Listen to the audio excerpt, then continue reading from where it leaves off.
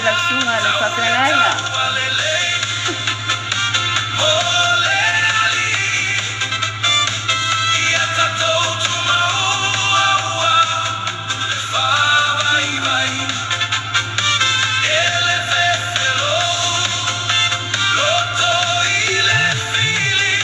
Malia la sunga whawhengainga mai. Sai mafuta mai.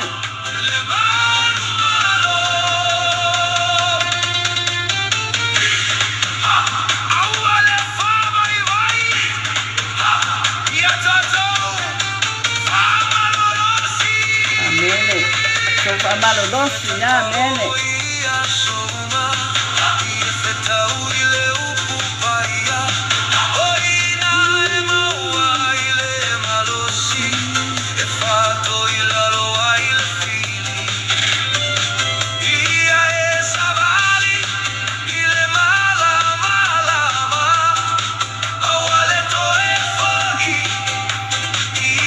Ya tamale ya sofobia. Mato asavo nele.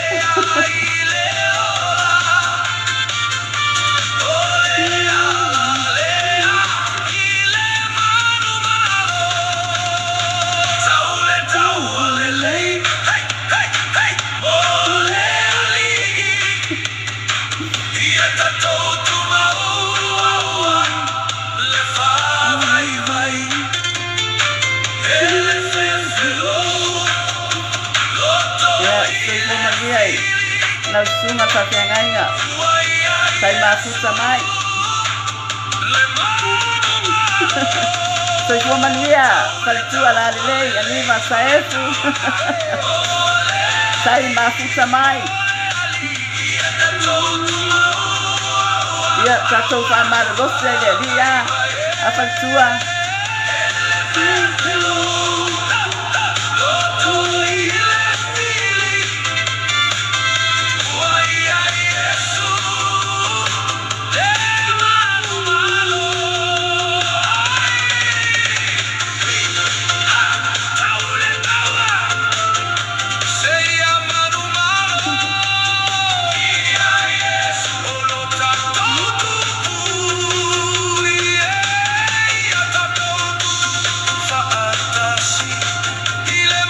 Manuia, Sista Aniva.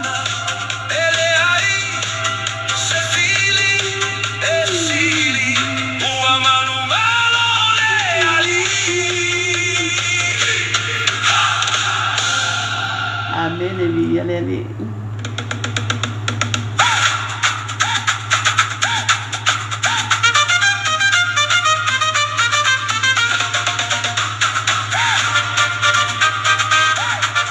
Fatu, Sista Aniva. Sai mafuta mai.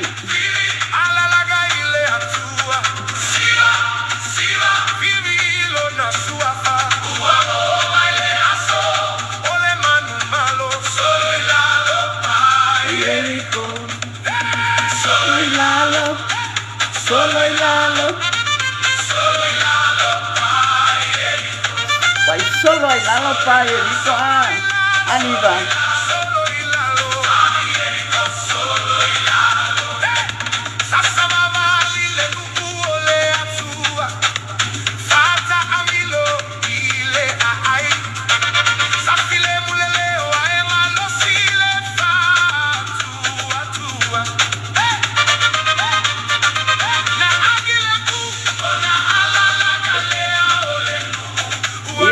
Apareceu no Satauro lá, então esse é a Sita.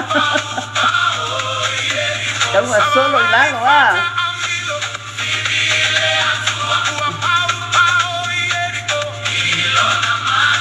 Mas na hora tu é solo lá, não é?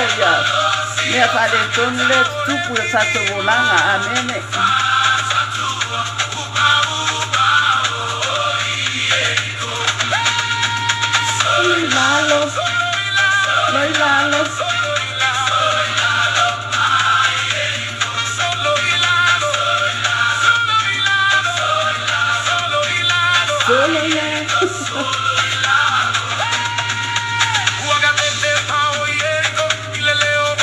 Tau mama kwa isolo ilalo mea ia leanga i leo langa ma leanga ia fala pupukonga ma leanga ia ka le sia ala sunga fapengainga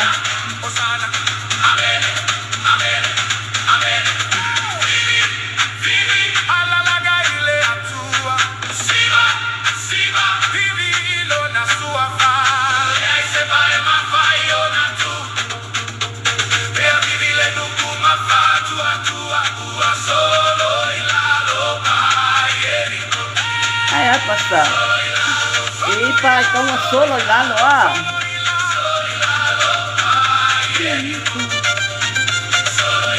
ia solo ilalo le upo le tua amene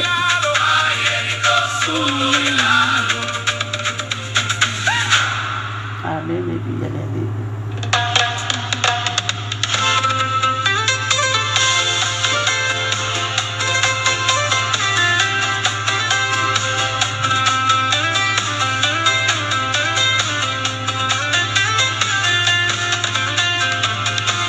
aya malepe ai mea maleanga ai mea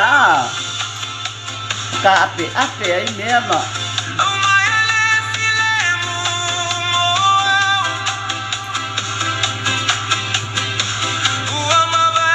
malu anan sai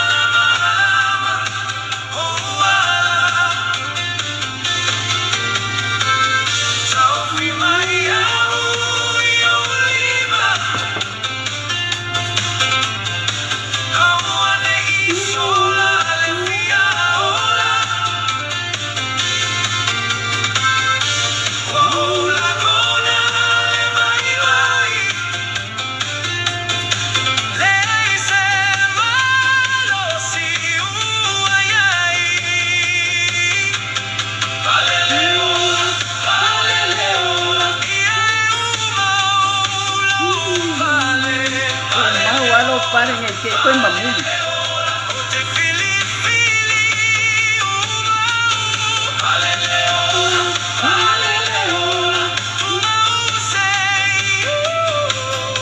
oi penile ale ka o filmau le pale tangata tea foi mamulu ne ya ngai filmau deli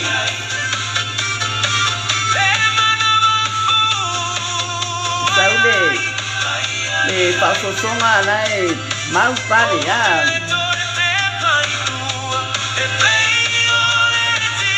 ala wo ba ya tu amakanga le pale istanga ka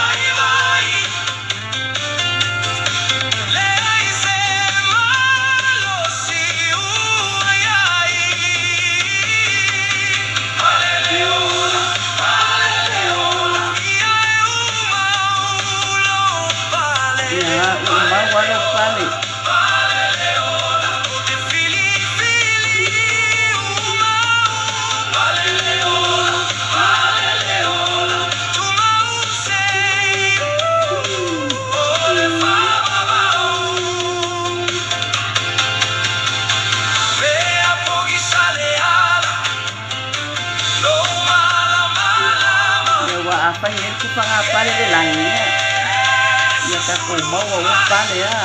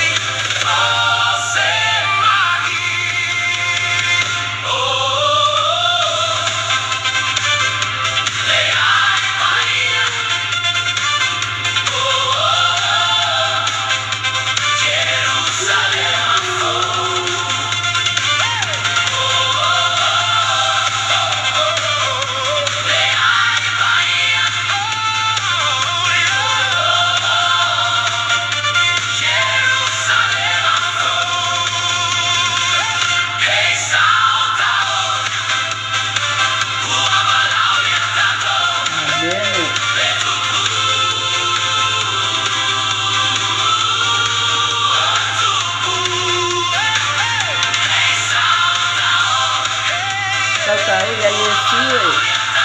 Ya lupa ya Satauro.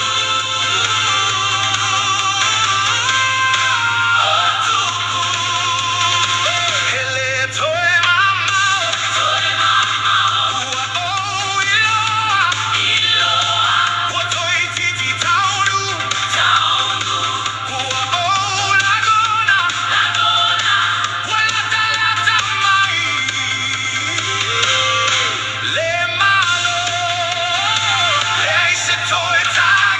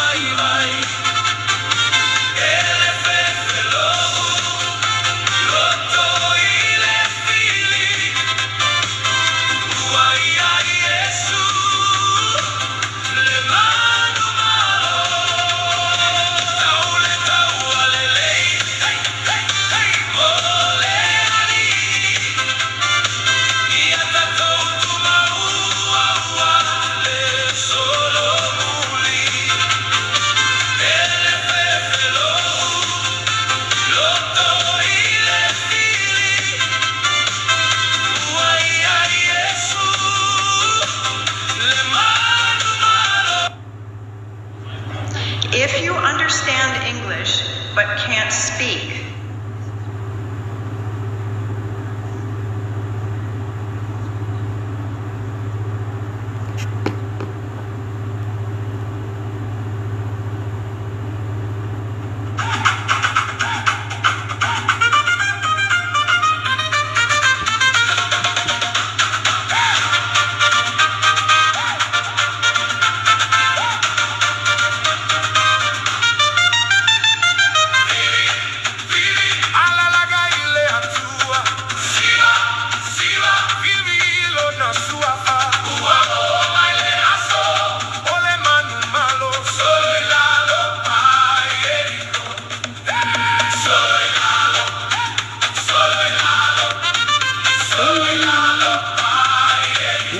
solo vuelalo pague, listo.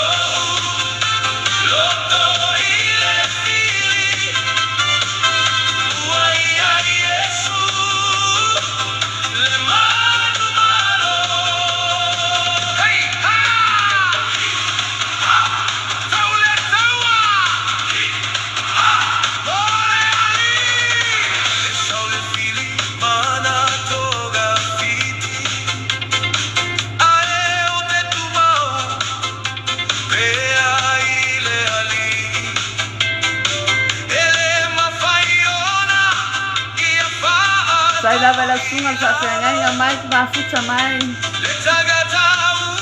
Ia fa fonga mai pia i.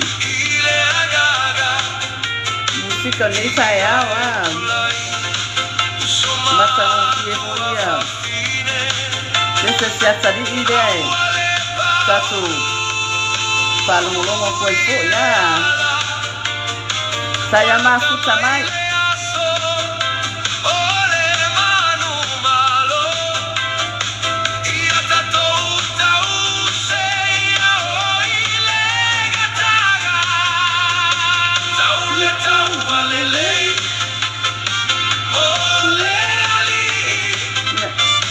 Tau le mole ali ya ale ai o foi tau ina ni si tau ele mala ya ai tau le mole ali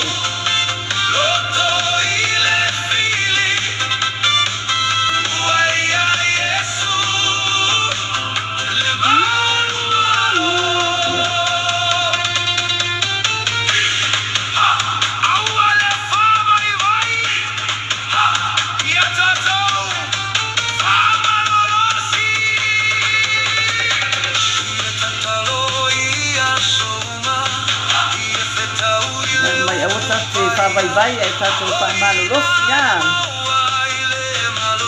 saya la sunga sa tenga mai mole se na alfa mata no fie ko meia sopo amene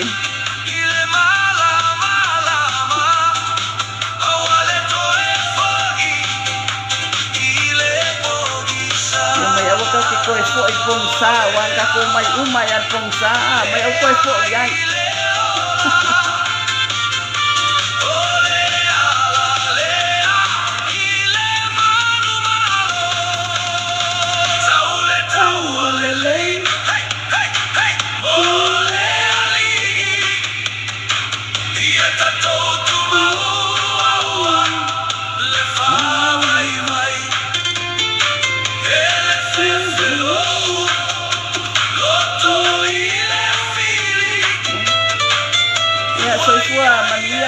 Hido vaenga ya mano soy fua dia de tua ne sopo sai ma futa mai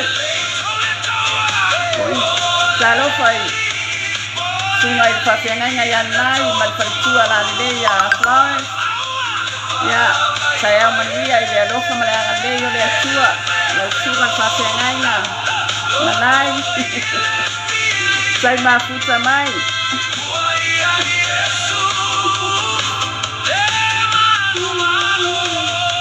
ya tau wale ya basta Ya, sa mai, langsung alfafenganya. Ya, soy tua manuia langsung alfafenganya tia Feau. Sai mafuta mai langsung alfafenganya matfatua.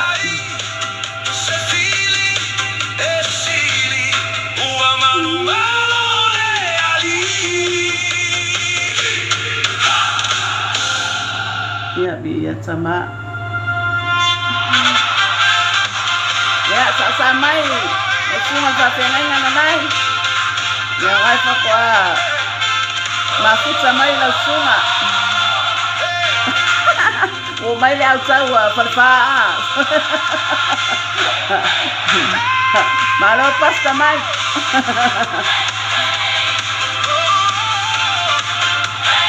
Ya, sa mai.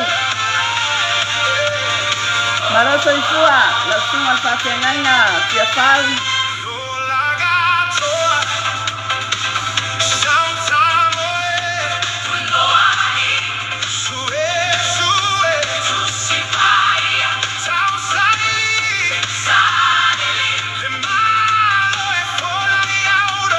Percaya itu sunga fafenganya le. Tak malu si modeli percaya foi mo. Por kalame mata mo fie lo baba ayat foi bunga. Satu wala leo ya ri ngai foi le tua ya sama. Tamang ya le tua itu sunga fafenganya.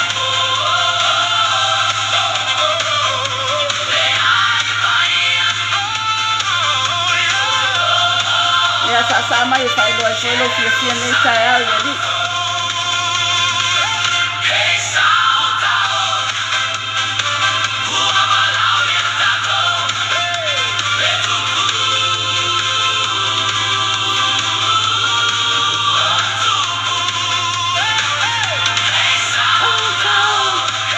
Satauro ya Yesus.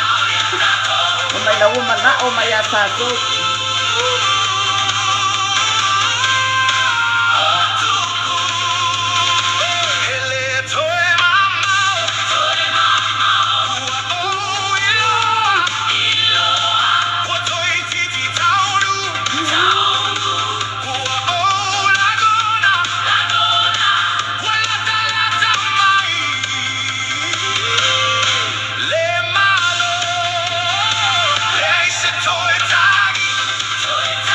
Kako ole marole al mai le se tangi le se toi vanno no.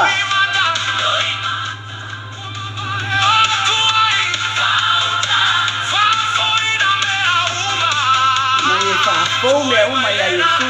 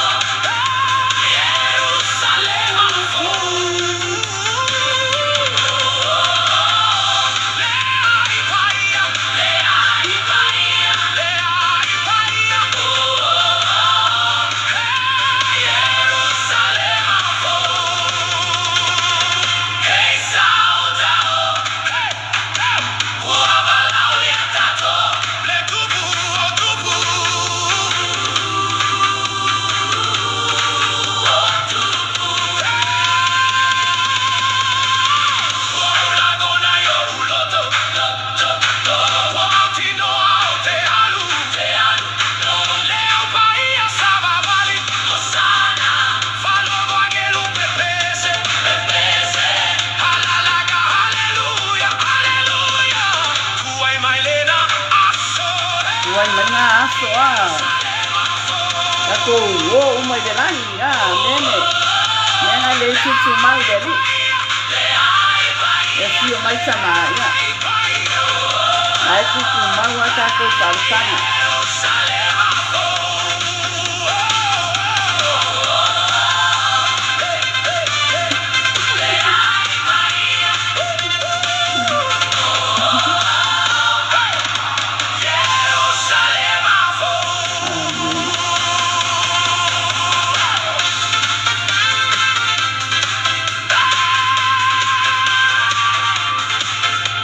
Sa mai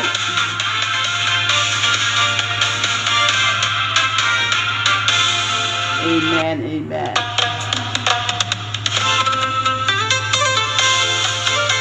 Ia sa'oale sanoa pasta tia Feau awange ito e tangi mai sa isia.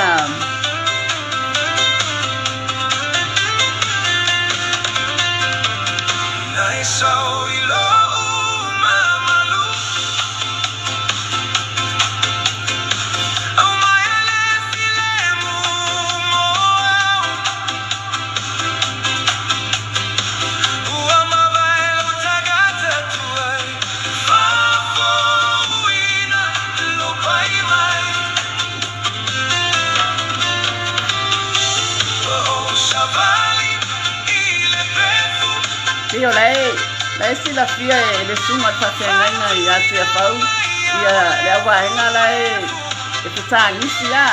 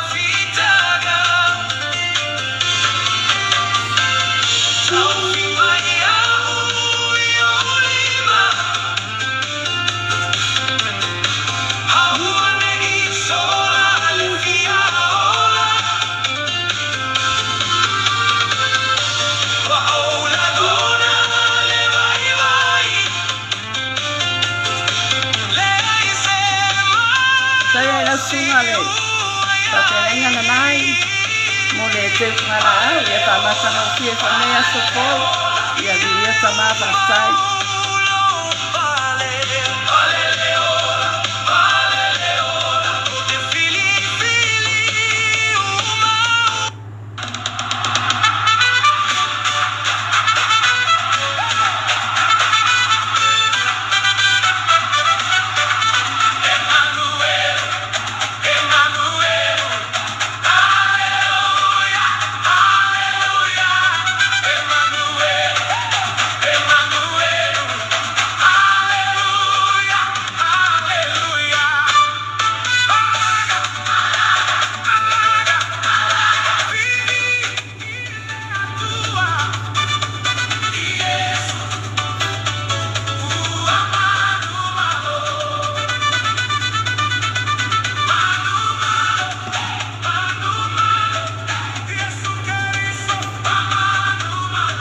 Malo lava le onsa I malo fo ile ta fonga mane tai au le tuol mato tamaia o mato atu fo tamai lava fine tai au vai au lava ia mato tama una mato bala watu lava fio ia batu le nganga fa sai tele lava tamai lava fio ne sofo o fa popo mai aso mato vola mato tale tamai lava fio Matou o mai fo I lunga o penga sa whailangi, matou te whaasoaina lo finangano, ma whaaleo lo finangano, matou o tua. Ia tamai le se mea matou te mawhaia o matou iei nei lalo langi. Matou talo tamai lau o fio le mana o lau whaunga, ina iei lunga iei matou lau whanau.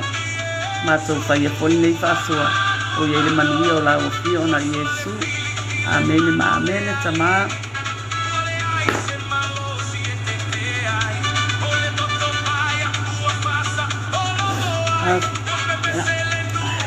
Ele é uma tudo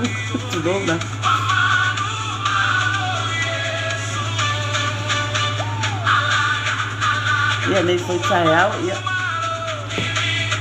ala ndo atu foi tato au nanga nei taiao ia tato au nanga foi nei ole Feau Satauro amene ia ole tato au nanga foi nei ia lo ilalo le ole ala leo Faleanganga o le Global Kentama TV New Zealand amene ia lo ilalo fo ia le vavaainga le sunga le whawhiangainga ia mai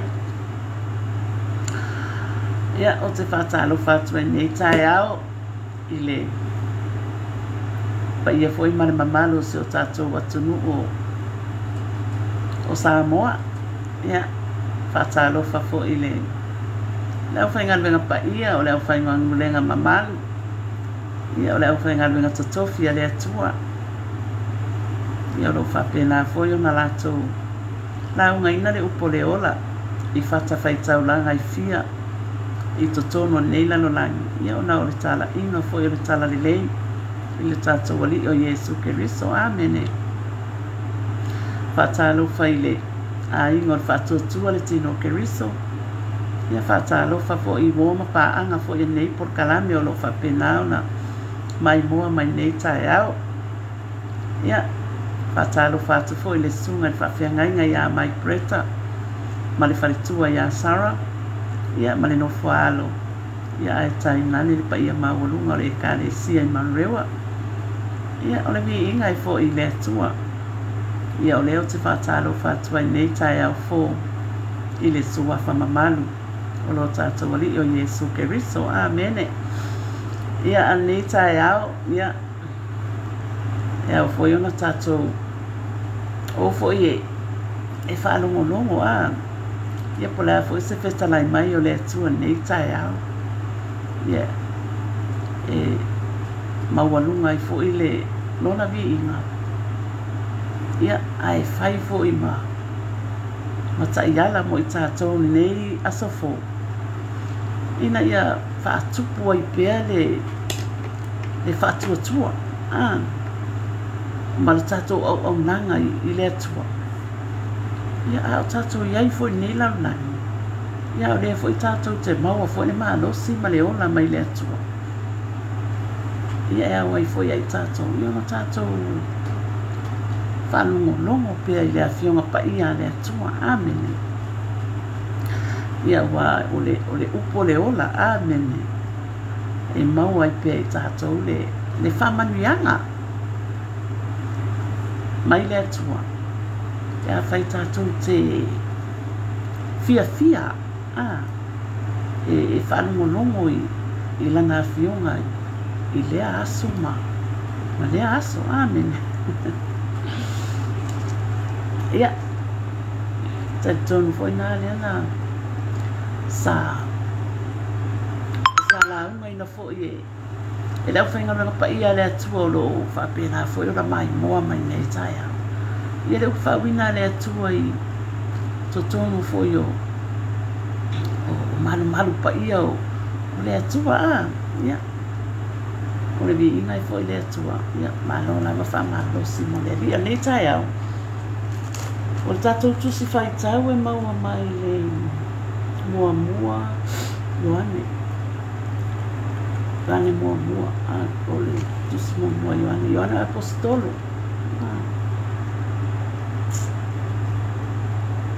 o lona mata upo e wha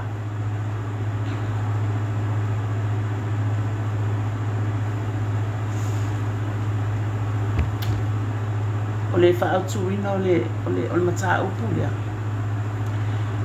mai awane Italia o uma a ia mua ona tofo iai.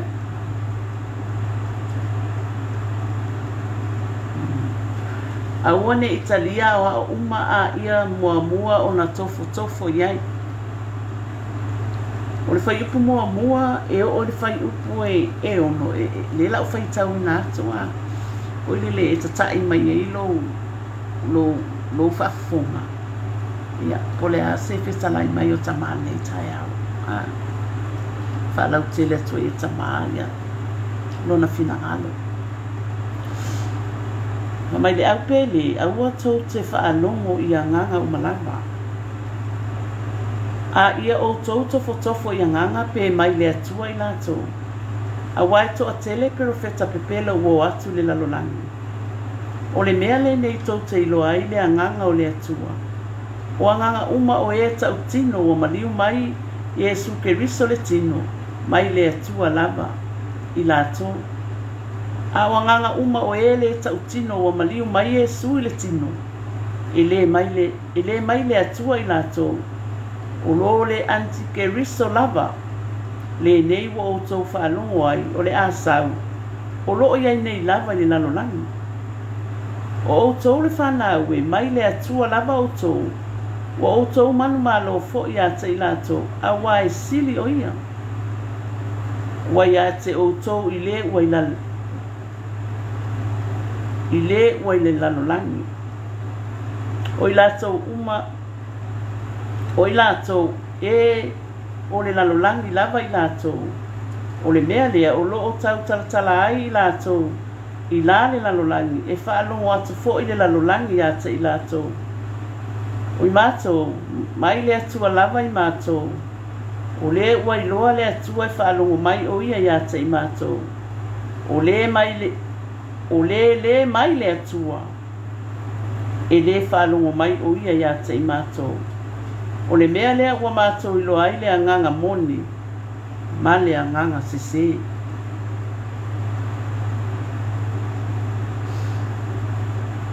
o i mātou mai le atua lava i mātou o le ua iloa le atua e whaalongo mai o ia ia te i mātou o le mai le atua e le whaalongo mai o ia ia te i mātou o le mea lea ua tātou ilo ai le anganga moni ma le anganga sese. Pai mai le uitala le tai au nei. Aua le Italia o a uma a ia tofo mua. Mai aua le Italia o a uma a ia tofo mua. A ia mua le tofo ia. Amen.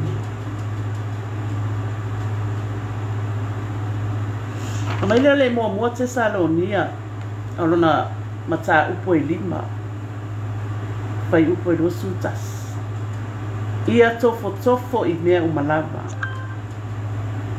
ia ta ofi mau i mea lilei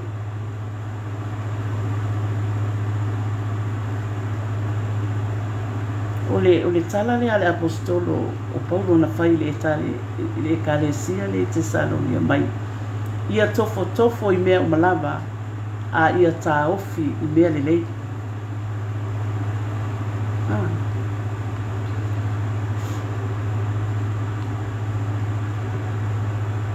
O wai e ei taime e tofo ai tātou wā. Po o whea tonu wā le iai lo whatotua.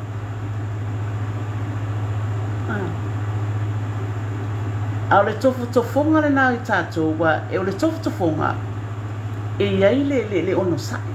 A iai la le ono sai a te oi. E te whatuatua, e tupu ai foi lo whatuatua.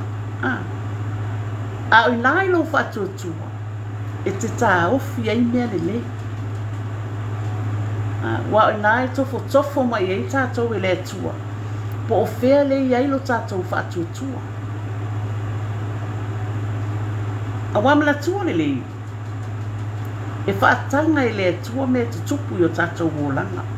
O ina, e tofo mai e le atua. Ia i tātou lana whanau whaatuatua. po tu mau alo tātou whātuatua. Tātou tangata lewa talia le whaotanga. Tangata Kirisiano. O e foi o mai moa mai nei tai au ma whafonga mai. O mea umalava e mawhai o na tutupu mai I le fina ngalo le atua. Ina ua tātou talia le whaoratanga. A wai le mawhai o na iloa e tātou le tofotofo ina ma le whaatuatua ma le ono sai ma mea uma e tutupu ia I tātou. Pe a tātou le talia Yesu. Langa o ina le talia o Yesu, o ina ngā lue mai e le anganga o le atua. E ngā lue mai e le tangata whaatuatua. O ina fo ina iloa e le tangata whaatuatua, le matautia o le atua. Amen. Mea tā ua nā wai o te whama losi a, talia Yesu e whai mali I me whaola. O le tātou talia o le whaolatanga. O le tātou talia o Yesu ke riso I totono o tātou loto. E ngā lue mai ai le anganga o le atua. O inala te iloa ai. Le fina ngalo tama. Le tofotofo ina la I tātou. Le tofotofo ina le whaatuatua. E ngā lue mai ai tama. E ngā lue mai tama I lona anganga. Anganga pa ia o le tātou sosoan sili. E ngā lue mai o ia. E nā te whailoa mai mea uma ia I tātou. Amen. Whataro whātu lo uso au leile o angalile ia ngā lo whatai mafuta mai uso. Telefoina leilo atu ia le porkalame. Amen. Ma lo lava wha ma lo si mo le ali. O la whai mai o le mātai o le e fitu. O le evangelia mātai o mta upo e fitu sfurulima. O isfa mai o isi upu o le launga Yesu le mona. Pa mai ia o tau ma perofeta pipelo. O e mai a te o tau I ofu wha mamoe a o tonu o luko fe ai lava I lato. Amen.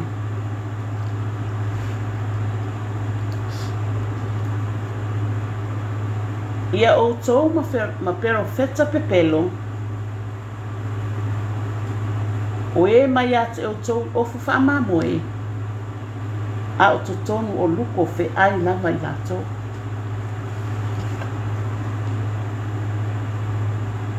Amen. E whai mai le au pele au a tau te whaalongo I a nganga umalava. A ia o tau tofo I a nganga pe mai le atua I lato. A wai to a tele perofeta pipelo wo atu le lalolanga. Iyo. O le nei vai tau le wa tato ia ia. O le to a tele fo ia o tangata wa taba ayu wa whape nao lato. A lato wa miu. E a watu fo I Samoa. Wa taba ayu wa tutu solo tangata I malato ofu mafusi ua me pe na fula ili. Wa tale loa po aia po mi fai ai ya te au lava ia. Ia wana o le atua lava na te sila fia le mea moni. Ai ia te au lava ia ia o pe ona fai mai lea fionga pa ia le atua fai mai e toa tele perofeta pipelo. Ua watu le laulangi. Amen. Ua tapapa ai ua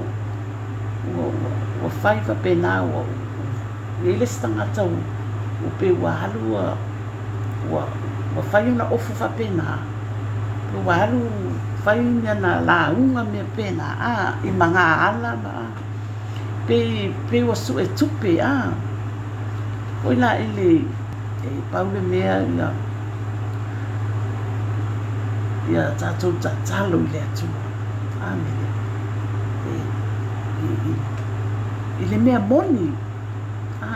Pea na o whai atu na o le atua na te silafia le mea moni I tangata whapena. Pea na whai nei tuspa ia. Ai o le mea moni a ia e te iloa lava le mea moni I lo tilo I le tangata e whaawina.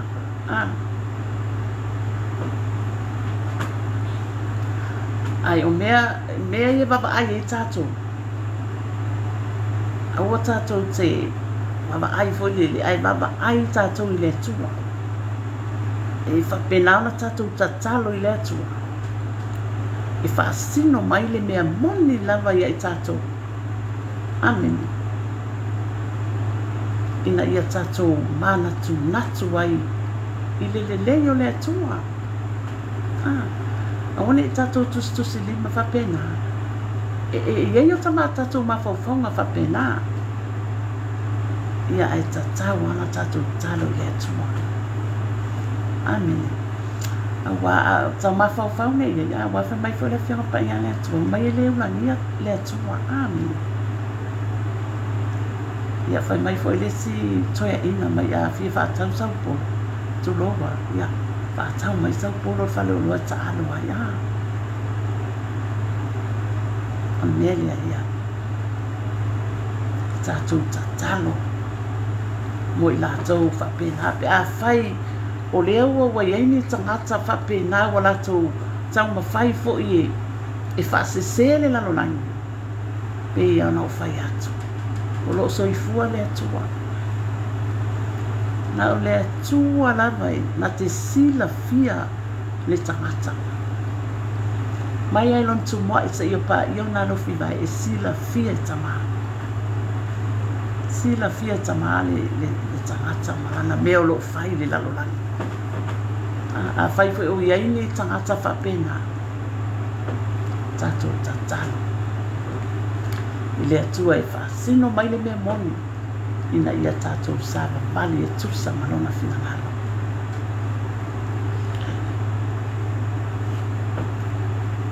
O le mea le nei tau te ilo ai le anganga o le atua. O anganga uma o e tau tino. Ua maliu mai Yesu Keriso le tino mai le atua lava I lātou.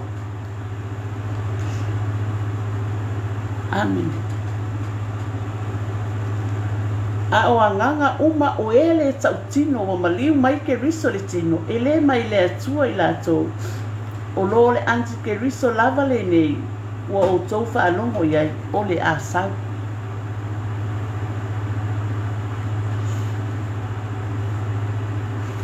So ifua manuia mama au lelei tua sivi tole afoa. Tai whaatasi mai.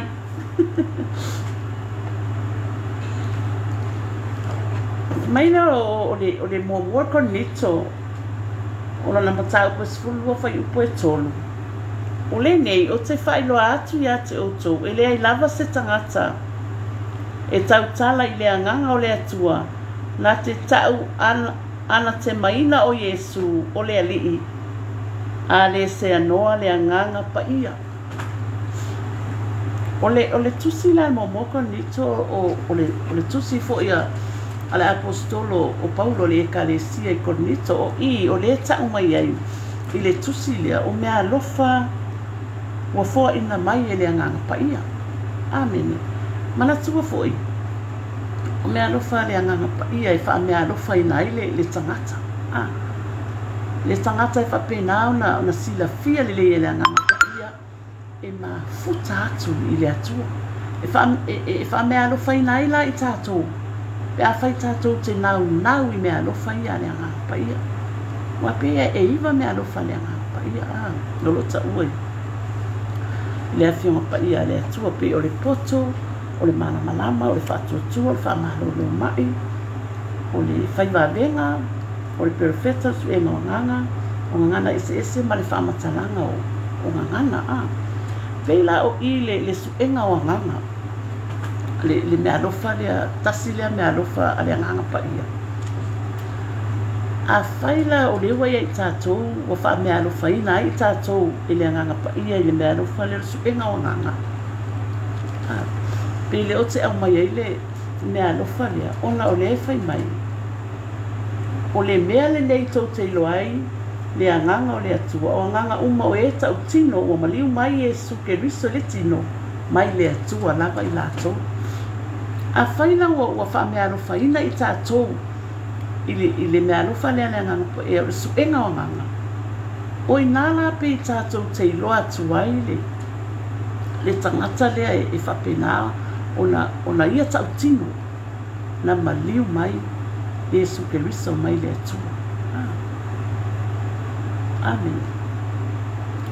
Wa ai mafuta ile nganga pa ia mena ile mafuta ile nganga pa ia e mafai ai ona tatou tau tatala ile le leio le atua awa e fa pena ona au mai ile nganga pa ia mafau le lei mo tatou e mafai ai foi la ona tatou tau tale tusa ma le fionga pa ia le atua.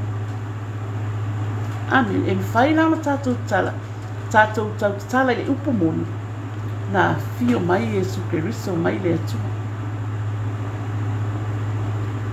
Ina ua whapena na wha mea alofa ina i tātou, i mea alofa ia le anganga pe o le suenga o nganga, o ina i te a tau tala mai loa le tangata, whapena pe ona whai mai le whianga pa ia le atua, ona e loa i lea, o le tangata o le atua.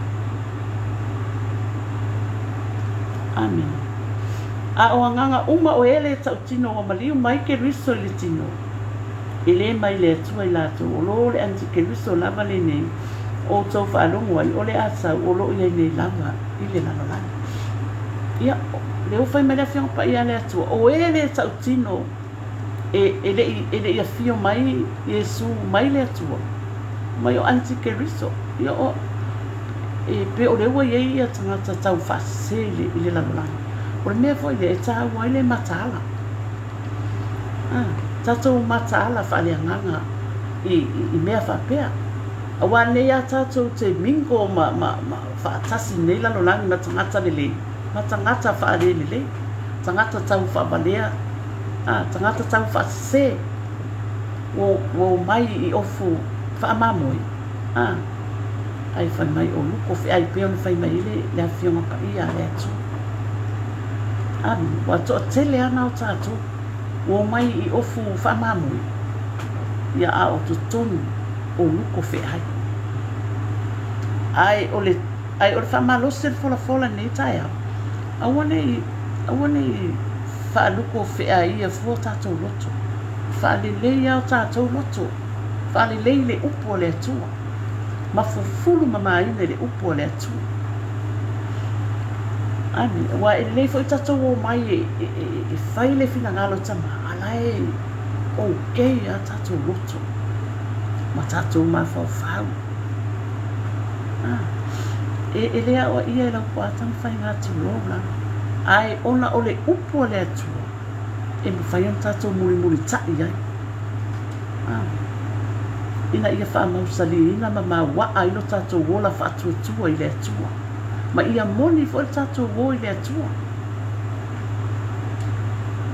E tātou te mau ai le manuia o le atua. Amen. Ia.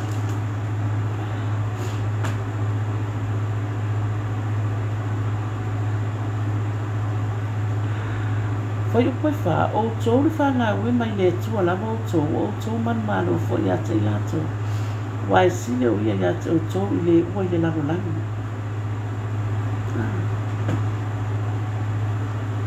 A tātou tūtū mau i le atua. Ma tātou tūtū mau i lan whaalatanga. Tu lau lava.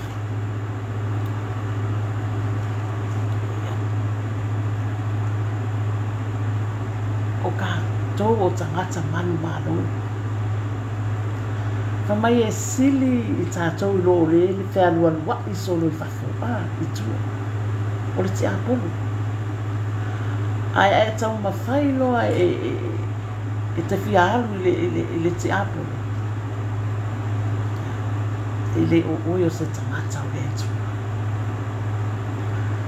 Ai e sau i le atua. O oi o le tangata manu malo. Manu malo ina ua e whaia le whina ngalo le atu.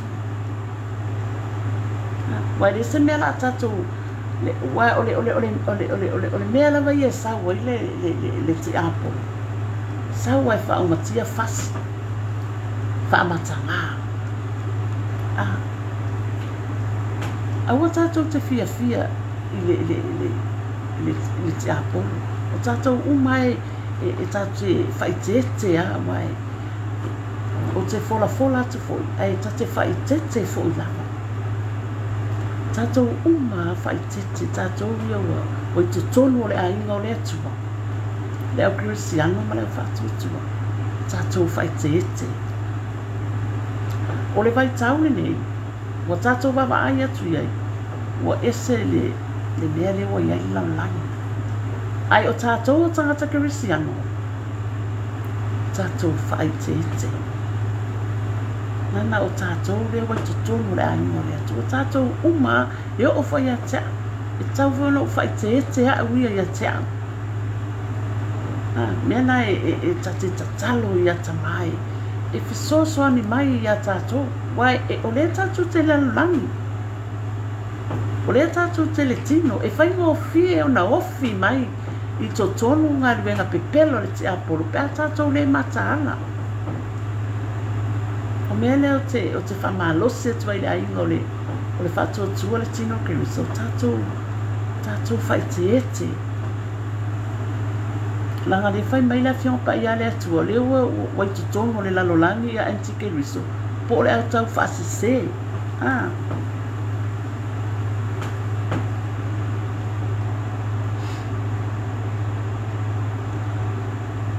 o i lātou o le lalolangi lava i lātou o le mea lea o loo tau tatala i lātou i la le lalolangi e whaalongo atu fo'i le lalolangi ata i lātou o i mātou mai le atua lama i mātou o le wailoa le atua e whaalongo mai o ia i ata i mātou o le mai le atua e le whaalongo mai o ia i ata i mātou o le mea lea ua tātou roa ai le anganga moni ma le anganga sisi nama mai o i lātou foi e fia lātou i le lalolangi e fia foi le lalolangi e whaanongolongo i ai i lātou tala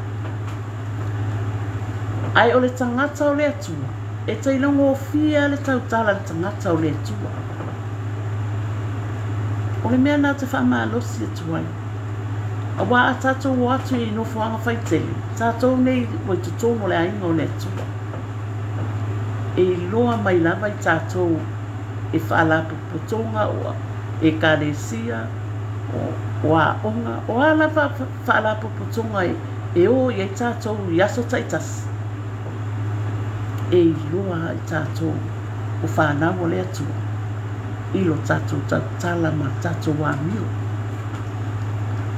nena e te whaalongo atu loa o lai tau tala mai le tangata e te iloa i langa tautala le tangata whaolaina ma le tangata i le whaolaina e fia le tangata le whaolaina e whaanongolongo i tala a tangata le whaolaina a e fia le tangata whaolaina e whaanongolongo i tala le tangata whaolaina a wae o laini anganga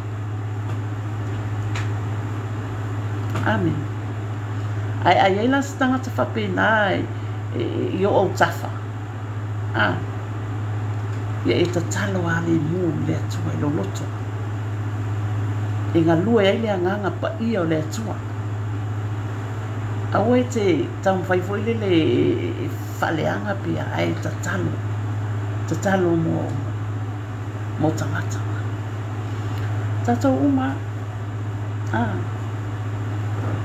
tatou talo mo isi tangata fo ia tatou te paai atu e pei le amana ia i lātou le whaamatanga wā tala noa atu fo i tātou e se fo le lano langi la iai i ona e tuu lo leo lo loto i le atua i lou whātua tua wha i loa i a tamā ngā lua a leo tamā i le mana no nganga pa i e tangata ngā wā rewa e whaia ngā ruenga le lei mō le si tangata ai leo le ai atua o tātou o lai i le anga ala vai tau ala fu tau fai tātou ia e toi fai atu nisi Whainga leanga i le whapena aua le tauia le leanga i le leanga. A ia tauia le leanga i le lei. Amen. Ia o tatou whaasoa na le tai hau. Amen. Tatou matahala whaaleanganga. Ma ia e tutu mau i le atu. Au i mai mua mai tai au ne. E le talia whaotanga. Talia Yesu Keriso. Whai maali i mawhaola. O tatou wanganga. O le whamalosi ane nā le wholafola. Talia Yesu. Talia Yesu Keriso. Wa o le afionga pa ia le atua ma le upu atua le atua. E aunga lava ia Yesu. O mea lea e tatai ai peo tatou loto i le atua. Amene, e aunga uma le afionga pa ia tama ia Yesu.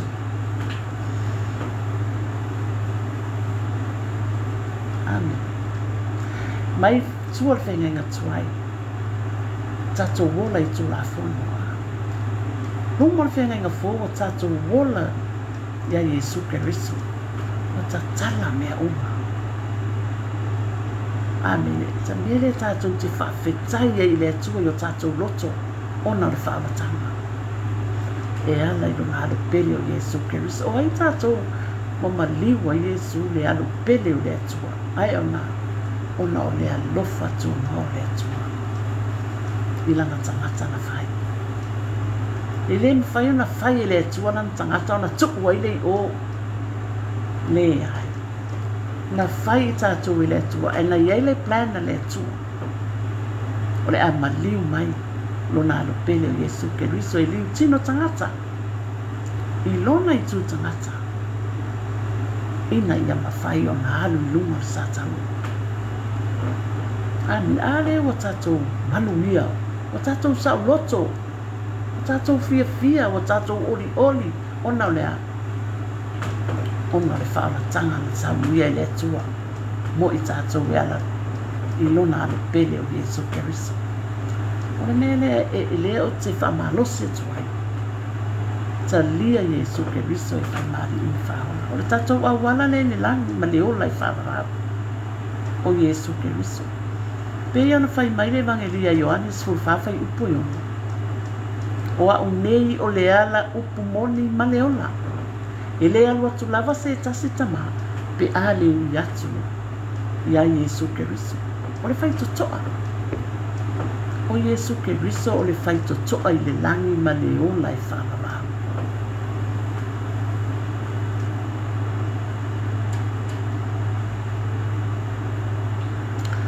Patalo fatu i le tuanga le pele le alii. Ia Teofilo, Bati Wola, Lautolo, ia. Malor saifua i lausunga. Teofilo, vi ia le atua. Tai mafuta mai, tai fatasi mai. Ia o tatou ia tatou te tumalo. Ainga tai ia vi ia le atua, ia ngaua ia lala i New Zealand. Ia. O tatou whaasoana nei tai au. E tele le fia tatala atu fo'i ma le ngalue mai o le atua.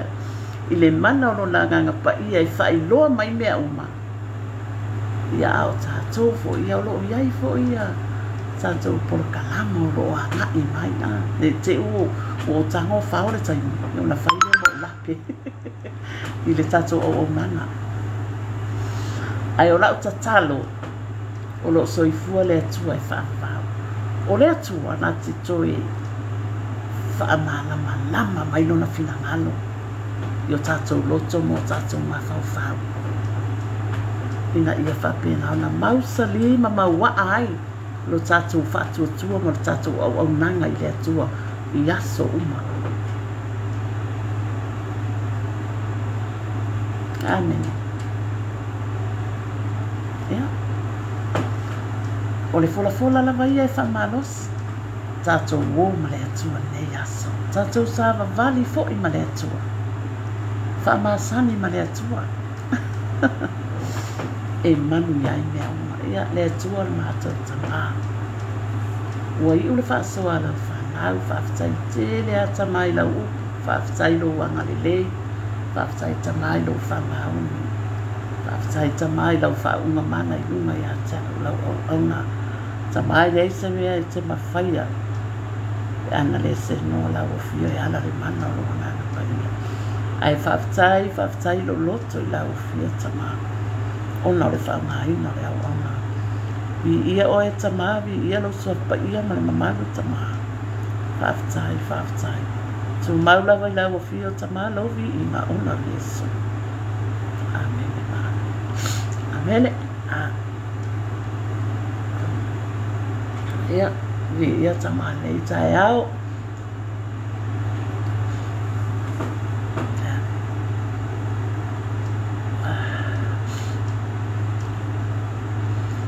Ia, ai whaafetai atu nei tai au. I le sunga whawhiangainga i a Mike. Whaafetai fo i le sunga whawhiangainga i a Nanai. Marifaritua la lele i a Florence. Ia whaafetai fo i le ia vaenga le no uwa ai atu o mafuta mai. Ia whaafetai fo i ia mama tua sivi.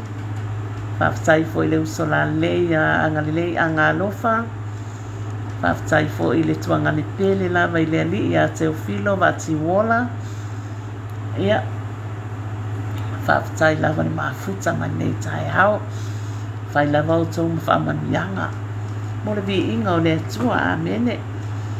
Ia, ai o te le ianu ese fo i malitato por kalame nei tai hao. Ia, o te whaafetai atu i sunga i whawhiangainga fo i mo lato wharitua. Ia o a mati a kono mo lato wharitua. Ia o tuangani pele lava mauso pele i le ali ima. Ia ai whaapea fo i le tapua inga malu o seo tatou watunu o Samoa. Ia tapua inga fo i a woma paanga fo i nei por kalame. Ia o te whaafetai fo i le sunga i whawhiangainga ia tia Feau. Sia osi le ana mafuta mai. Ia o te whaatalo whaatu le sunga i whawhiangainga ia olo apu yese. Tai lau sunga i whawhiangainga ma le wharitua mafuta mai. Tai whamanuia le tua nei aso. Ia. Ia o le whaafetai na le tai au. Mai lo loto ia. O te whaafetai mo whaafetai atu fo i a te autou umalawa na mafuta ma whaatasi mai malango mai fo i nei por kalame. Ia, o lau tatalo nei tai au. Ia lofa lava tama. Ia whaamanuia i a te autou uma. I le suafa malo, le suafa mamalo tatou rio Yesu Keriso. Ia, manu te leina ne yaso. I le alofa mareanga le leio le atu soifua.